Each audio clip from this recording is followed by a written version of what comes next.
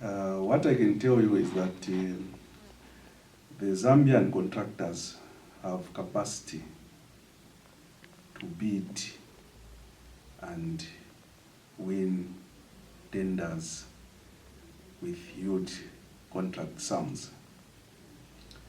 But I must state that some requirements by procuring entities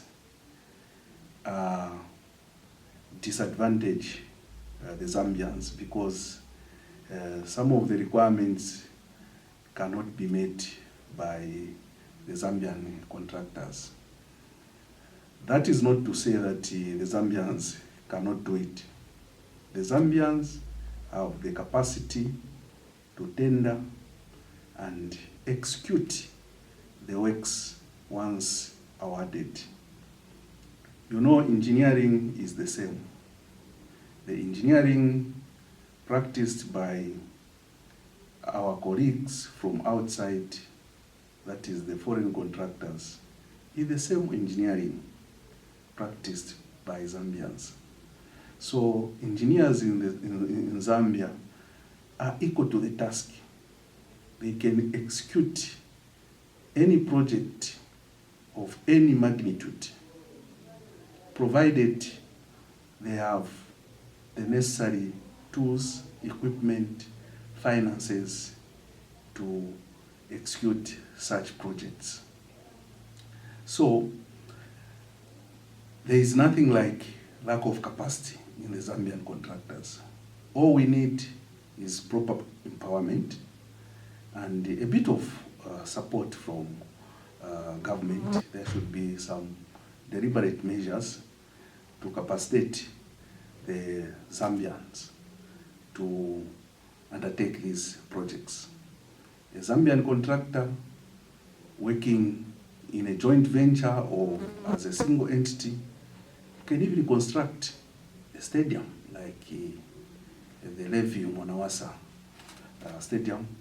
They can do an international airport like the one being done in Ndola. Like I've said, provided they have the necessary equipment. What is lacking in Zambia are institutions, financial institutions, to support the local contracting industry. If we had banks that were capable of supporting us, we are able to do any kind of works, be it structural engineering, civil engineering, and we have quite surveyors who can do all the costs required for any massive project.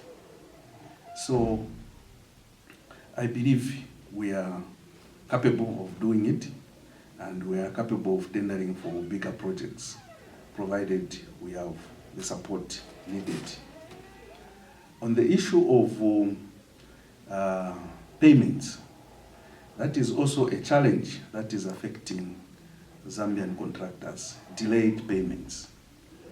I think on a number of times, Zambian contractors go on the construction site without even advance payment. You find that some projects that are awarded to Zambian contractors do not come with the provision for advance payment. So you find they mobilize using their own resources. So as such, it becomes challenging to mobilize resources and move to site on time. And if mobilization is delayed, obviously, even the completion date is delayed. Now, when you look at most of these major projects from done by our foreign colleagues, they come with advance payment. They are paid upfront, they go out to acquire equipment, and then that's when they mobilize to site. If the same incentive was extended to the Zambian contractors, they can perform wonders. They can even do quality works better than the foreign colleagues. You know that these foreign contractors who come to this country, they use our engineers, Zambian trained engineers from University of Zambia, Copperbelt University, and other universities around the country, including artisans from our colleges and technical colleges. So anything that a foreign contractor can do, we can do it as Zambians, provided there is financial equipment extended to us. These foreign contractors, where they are coming from, they come with full support from their government. Some of these companies, though I can't mention names, are state institutions, and we are competing with state institutions. And then you say a Zambian has no capacity. I think I don't agree with that suggestion. I feel if we were to compete on a level playing field with the same capacities, we are able to do even much, much better than the foreign contractors. On the issue of the 20% subcontracting policy, I think we are slowly moving in the right direction. There were challenges. You realize that we started this issue way back in 2011, and we are still on it. And so far, progress has been made. And recently, you heard that the President issued a directive to all procuring entities that 20% of works should be subcontracted to Zambian local contractors. I think we are seeing progress in that regard. Recently, we had meetings with the National Council for Construction, Executive Director, Mr. Matthew Nguruwe, the Special Assistant, Project Monitoring and Implementation, Mr. Chela from State House, on the Copper Belt, where we engaged the major contractors doing some works in that region, specifically the International Airport, Ndola International Airport, and the Kaflafuta Water Dam Construction Project. A few contractors signed some subcontracts, and that in itself shows that there is improvement and we are moving in the right direction. And from that angle, I can see, or I can safely say that it is now working.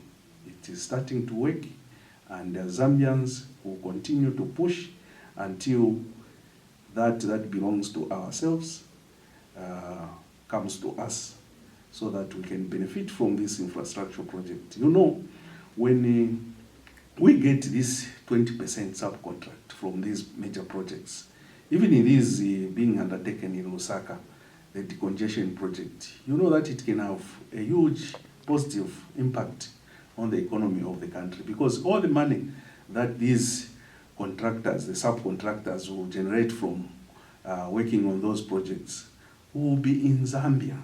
They will employ Zambians.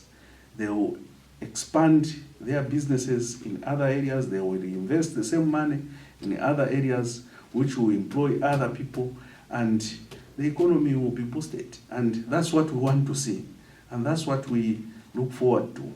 And we believe through the 20% subcontracting policy, the Zambians or Zambian contractors will benefit. And I think it will be seen as we move forward.